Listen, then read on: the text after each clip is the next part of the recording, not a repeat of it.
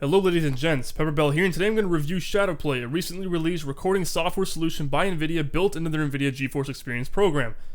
Now the major selling point for ShadowPlay is that it records high quality gameplay footage with minimal to no impact on performance, which can save you those precious frames that PC gamers know and love. Now I've been using Mirrorless Action, recording software which allows me to record with a lower impact on performance than other programs like DxTory and Fraps. It gives me great features that I can use and also records in smaller file sizes, which can lessen the stress on your hard drives. They even recently added a new feature allowing you to live stream directly to channels like Twitch and YouTube. So let's take a look at my current gaming rig setup. The graphics card I'm running is a GTX 770 with 4GB of VRAM. The CPU I'm running is an Intel Core i5-2500K at 3.8 GHz. I have 8 GB of RAM, and my operating system is Windows 7. The resolution I'm currently running at is 1280 by 720 at 60 Hz. Now, I know a lot of PC elitists are probably face-palming at that resolution, but for those that don't know, I game on a 32-inch HD TV with an HDMI hookup. I've switched between 1080 and 720 on my TV, and I honestly can barely notice a difference graphically other than maybe a smaller HUD. This is due to the fact that my HD TV is 720p natively. I have planned on purchasing a 120 or 144 Hz monitor, but due to the recent announcement of the new Nvidia G-Sync monitors, I'm just holding out until they're released, even though it's completely irrelevant to the review. Now, to be able to use ShadowPlay, you need to be able to jump through a few hoops. You need a GTX 600 series graphics card or higher. This is due to the fact that there's a built-in H.264 encoder, which is what allows you to basically play with minimal performance impact. You need an Intel Core i3-2100 at 3.10 GHz or an AMD Athlon 2x4 630 at 2.8 GHz or higher. You need 4 GB of RAM, and you need Windows 7 or Windows 8. That actually factors in greatly on what's available in terms of capabilities in that operating system, which I'll explain in a little bit. So let's actually go take a look at ShadowPlay. You have this on-off button here, which basically allows you to turn off or on the program. If you have it on, by default, you will have the indicator in whichever corner. I think default's bottom right. You'll have it in whichever corner you want to specify. Or if you want, you can go to preferences, you can actually turn it off so that you can have the recording program on, but you will not have the display. This display does not show you your frame rate. It just has a simple, nice square display, which basically tells you whether or not you are recording or it's saving the recording or whatever.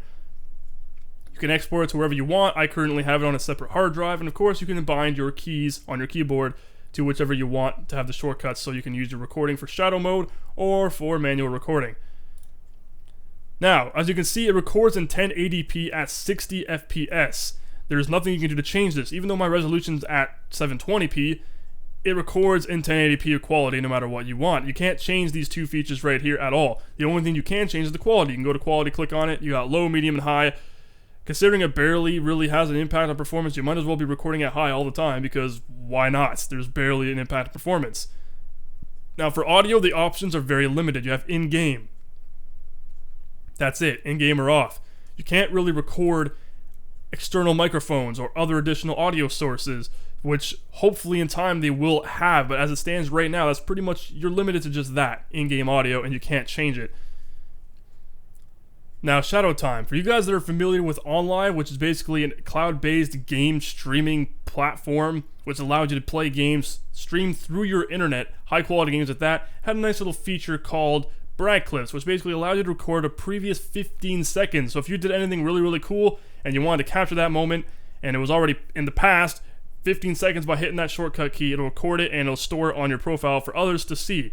Shadow Time essentially does the exact same thing. If you click here, you can see you have options to choose how long back you want to record. So if I wanted to record the previous 1 minute, so I did something really cool and it happened 1 minute ago, I can set it to record the previous 1 minute. Or you can set it all the way up to 10. If you have Windows 8, this goes all the way to 20, which is a big deal. And I'll get to that in a second.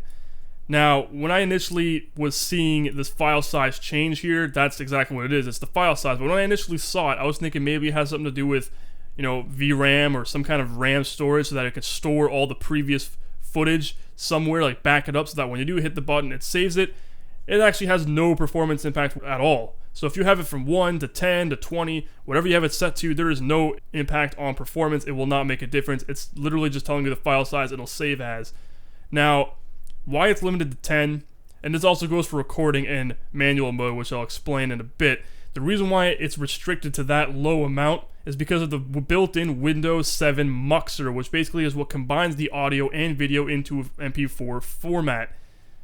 Now, for whatever reason, it just has a maximum file size, output file size of 4 gigs. In this case, it's maxed out at 3.8. That's the maximum file size you can attain, even when recording manually, which really sucks, because for those of you that like to record longer gameplay segments, you are not going to have any luck there, and you have to like literally every single time it stops recording at that maximum file size, you have to hit the record button again, which will take a few seconds or a minute, depending on if you even notice it. You might even go the rest of the round without even paying attention and realize that, crap, it stopped recording midway through that match.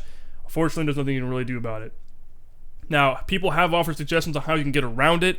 It's not possible right now for people to go on there and like tweak with the files and get around it. They've sent their suggestions to Nvidia, and they're overviewing it now to see how they can find alternative methods to be able to allow people with Windows 7 to fully utilize the maximum potential of this recording software.